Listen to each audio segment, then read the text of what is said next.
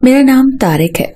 मैं अपने वालिदैन का इकलौता बेटा था। मेरे बचपन में मेरी एक बहन पैदा हुई और फिर मर गई, जिसकी वजह से मेरे वालिदैन बहुत दुखी हो गए और इसी वजह से मेरे वालिदैन मेरा बहुत ख्याल रखने लगे, क्योंकि वो मुझे खोने का तसव्वुर नहीं कर सकते थे। इसीलिए मुझ में मेरे वालिदैन की जान बसती थी। मेरे वालिदैन बहुत अमीर थे। हमारा एक बहुत बड़ा बंगला था। मेरे वालिदैन बिजनेस की वजह से बैरून मुल्क रहते थे और दरमियान में मुझसे मिलने आते थे। हमारे पास इतनी दौलत थी कि मुझे घर में किसी भी काम के लिए मेहनत करने की जरूरत नहीं थी। मेरे वालिदैन का ट्रांसपोर्ट का बिजनेस था, जिसे वो दोनों मिलकर संभालते थे। मुझे बैरून मुल्क रहने में कोई दिलचस्पी नहीं थी, इसलिए मैं अपनी पढ़ाई यहाँ रहकर मुकम्मल कर रहा था। दरअसल मुझे नहीं पता था कि वहां मेरे वालिदैन के इतने दुश्मन बन चुके थे, इसीलिए तो मेरे वालिदैन मुझे इन सब से दूर रखना चाहते थे। सेकेंड ईयर के इम्तिहानात देकर मेरी छुट्टियां शुरू हो चुकी थी, इसीलिए मैंने सोचा कि घूमने के लिए कहीं बाहर जाऊं और साथ ही अपने वालिदैन से मिलने बैरून मुल्क चला जाऊंगा। 2 दिन बाद मैं बैरून मुल्क जाने की तैयारी कर रहा था, लेकिन ठीक उसके 1 दिन पहले कुछ ऐसा हुआ जिसने मुझे शदीद डिप्रेशन में मुब्तला कर दिया।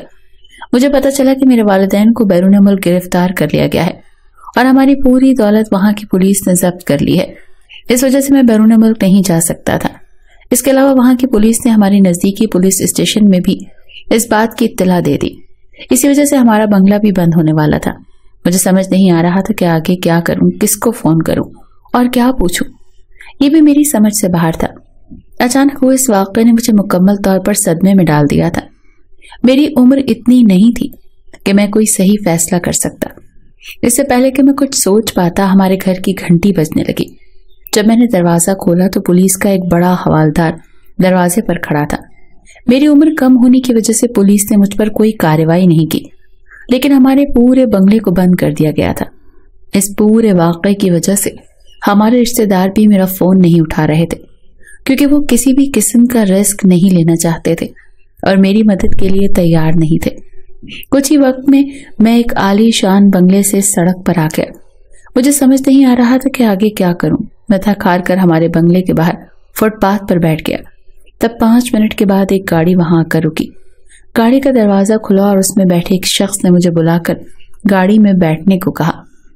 मैंने उनसे पूछा कि वो कौन है, लेकिन उन्होंने अपनी कोई शनाख्त नहीं बताई।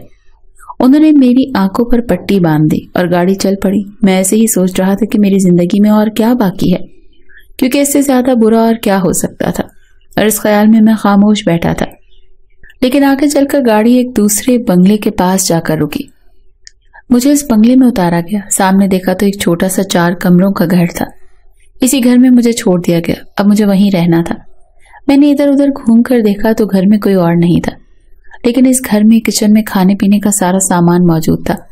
किसने मेरी मदद की थी, लेकिन वो अपनी शनाख्त नहीं बताना चाहता था, क्योंकि जिस तरीके से मुझे इस घर में लाया गया था, इससे ये साफ था कि वो शख्स हमें जानता ही होगा। इसमें कोई शक नहीं था। इस सारे वाकयात और जो कुछ भी हुआ, इससे मैं मुकम्मल तौर पर थक चुका था। मैं इस घर के कमरे में गया जो बेडरूम था। वहां जाकर मैं बिस्तर पर लेटकर आराम करने लगा और थोड़ी देर बाद मुझे नींद आ गई। कुछ वक्त बाद जब मैं जागा तो शाम हो चुकी थी। जैसे ही मैं उठा, मैंने सामने 40 साल की खूबसूरत औरत खड़ी देखी। उसे देखकर मैं चौंक गया, क्योंकि वो अचानक मेरे सामने आ गई थी। उसने कहा, मालिक, मेरा नाम अनीता है। मैं आपकी नौकरानी हूँ।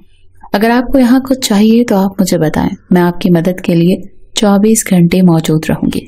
आप मुझसे बेझिझक अपनी हर जरूरत के बारे में कह सकते हैं। मुझे समझ नहीं आ रहा था कि मेरी जिंदगी में ये सब क्या हो रहा है। मैंने सोचा कि किसी करीब दोस्त को फोन करके उस बारे में कुछ बताऊं, लेकिन जब मैंने अपना मोबाइल ढूंढा तो मुझे याद आया कि जब मैं उस शख्स की गाड़ी में बैठा था, उसे मेरा मोबाइल ले लिया था। इसीलिए मेरे पास किसी से राब्ता करने का कोई जरिया नहीं था। इस घर में सिर्फ मैं और अनीता ही थे। मैंने अनीता से पूछा कि घर किसका है। उसने जवाब दिया, मालिक, मुझे इस बारे में कोई मालूमात नहीं है। मैं भी नई हूँ। मुझे बड़े मालिक ने आपकी खिदमत के लिए भेजा है। मैंने उनसे पूछा, कौन बड़े मालिक? उसने कहा, मुझे उनका नाम नहीं पता, लेकिन उन्होंने मुझे ये काम करने के लिए 10,000 देने का वादा किया है। इसीलिए मैंने यहाँ 24 घंटे का काम करने के लिए हाँ कर दी है। 10,000 अनीता के काम के लिए बहुत ज्यादा थे। यही देखकर उसने इस काम को कबूल किया होगा। ये देखने में बहुत खूबसूरत और सेहतमंद थी। मैंने सोचा जिसने मेरी मदद की है वो शायद मेरे वालिदैन ने ही भेजा होगा। ये मानकर मैंने वहीं रुकने का फैसला कर लिया। رات کے کھانے میں انیتا نے بہت اچھا کھانا بنایا. ہم دونوں نے خاموش بیٹھ کر کھانا کھایا. انیتا کے ہاتھ کا کھانا بہت مزیدار تھا اور میں نے اس کی تعریف بھی کی. اس پر انیتا نے میرا شکریہ ادا کیا. وہ مجھے اور بھی پراسرار سی لگنے لگی تھی. آج کے سارے واقعات میرے لیے بہت ہی پرسکون کرنے والے تھے. تھکاوٹ کے بعد رات کو جب میں بستر پر لیٹا تو مجھے اپنے والدین کی یادیں آنے لگی. میری آنکھوں میں آنسو بھر آئے تھے. میں چھت کے پنکھے کی جانب دیکھتے ہوئے لیٹا ہوا تھا اور سوچ رہا تھا کہ آگے کیا ہوگا. پھر اچانک مجھے اپنے پیروں پر کسی کے نرم ہاتھوں کا لمس محسوس ہوا. میں چونک کر اٹھ بیٹھا. سامنے دیکھا تو انیتا میرے پیروں کے پاس بیٹھی ہوئی تھی. میں کچھ بولنے ہی والا تھا کہ پھر وہ کہنے لگی, چھوٹے مالک, مجھے پتا ہے آپ بہت تھکے ہوئے ہیں, اسی لیے مجھے آپ کی خدمت کرنے دیجیے.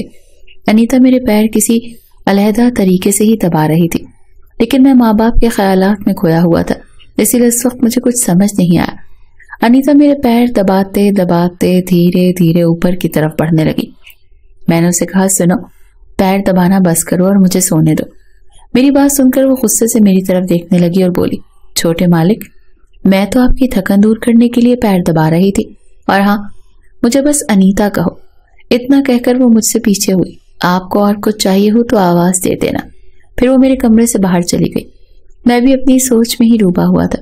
اس رات مجھے کم نیند آئی. مجھے پتہ ہی نہیں چلا. اگلی صبح میں جاگا تو میرے سامنے جو منظر تھا اسے دیکھ کر میں چونک کر اٹھ کر بیٹھا تھا. میرے کمرے میں نوکرانی سوئی ہوئی تھی. یہ دیکھ کر میں پریشان ہو گیا. میں سوچ بھی نہیں سکتا تھا کہ انیتا میرے کمرے میں سوئی ہوگی.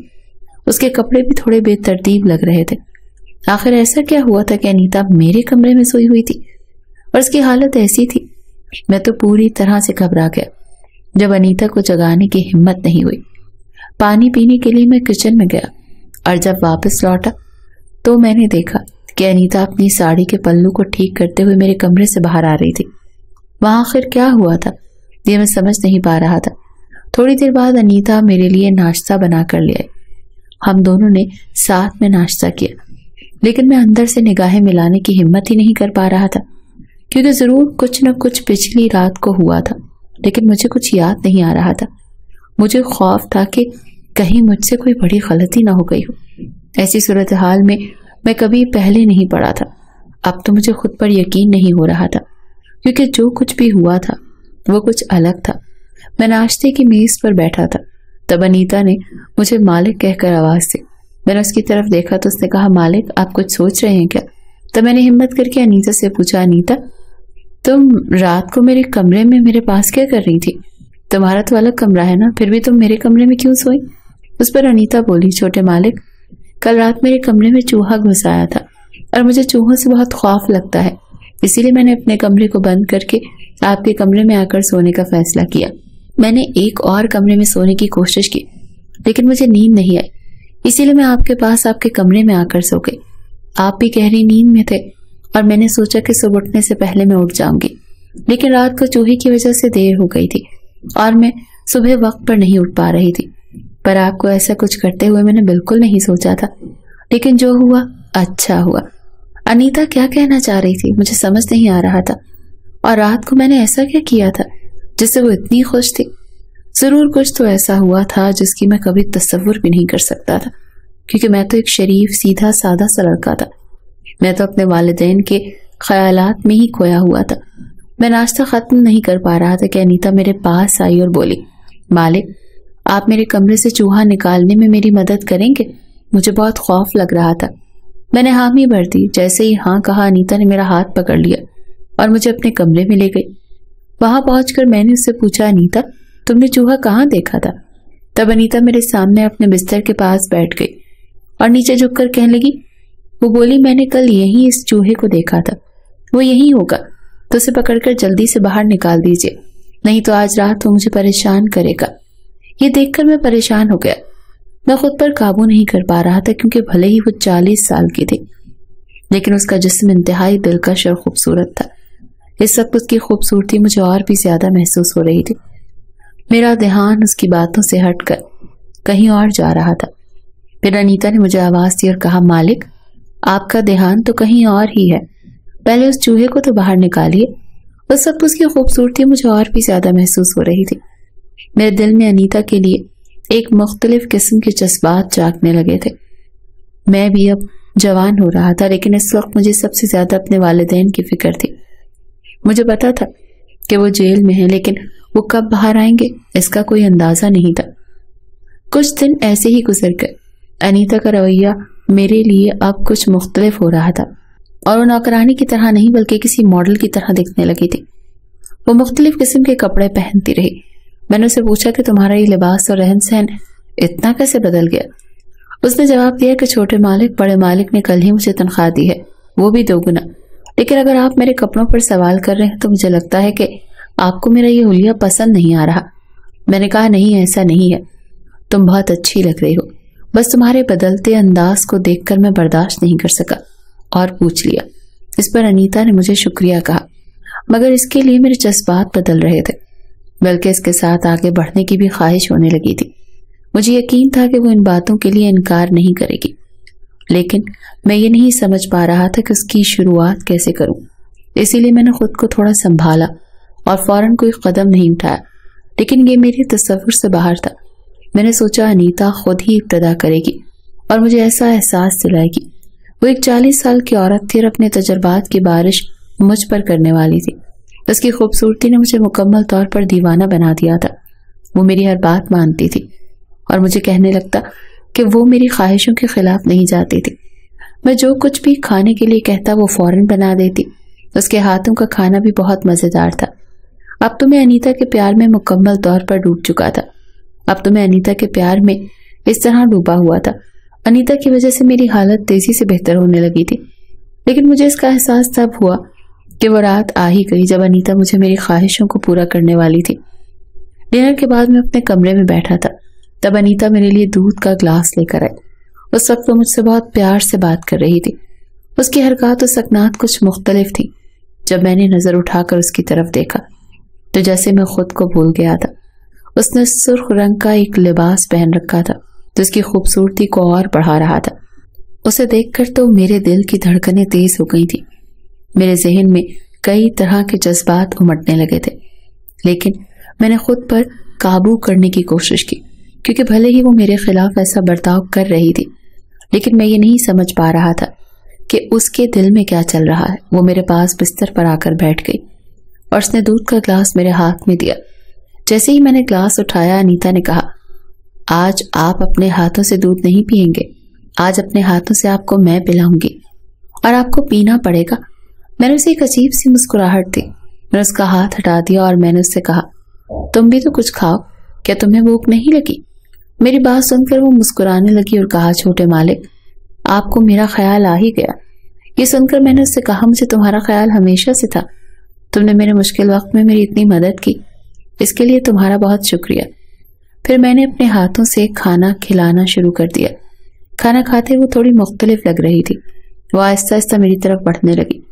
وہ اس قدر قریب آ گئی کہ میں اس کی سانسوں کو بھی محسوس کر سکتا تھا۔ ہم دونوں ایک دوسرے کے بہت قریب تھے۔ انیتا مجھے بھی ایسا ہی تجربہ دینے والی تھی۔ میں نے کبھی نہیں سوچا تھا کہ میں اتنی جلدی کچھ ایسا محسوس کروں گا۔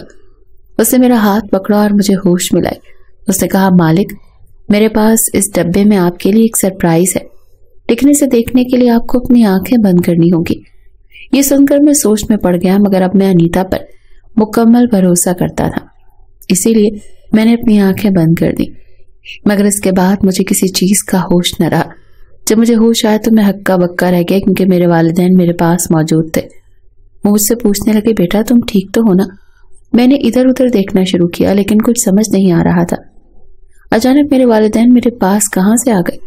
یہ دیکھ کر میرے ماں باپ سمجھ گئے کہ میں الجھن میں ہوں۔ میرے ماں باپ نے کہا، بیٹا تم بس بچ گئے ہو، نہیں تو ہمارا پورا گھر برباد ہو چکا ہوتا۔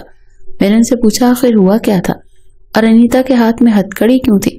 تب میرے والد نے کہا کہ جب میں نے ٹرانسپورٹ کا کاروبار شروع کیا تو میرے بچپن کا دوست میرے ساتھ پارٹنرشپ میں تھا، مگر اس نے ٹرانسپورٹ آرڈر میں بڑی گڑبڑ کر دی تھی، لاکھوں روپے کا فراڈ کیا تھا۔ جب مجھے اس کا پتہ چلا تو میں نے اسے پارٹنرشپ سے باہر کر دیا اور پولیس کے حوالے کر دیا۔ اس کی بات کا بدلہ لینے کے لیے اس نے ہمارے ٹرانسپورٹ کی گاڑی میں غیر قانونی سامان بھر کر بھیج دیا، جو پولیس کے ہاتھ لگ گیا۔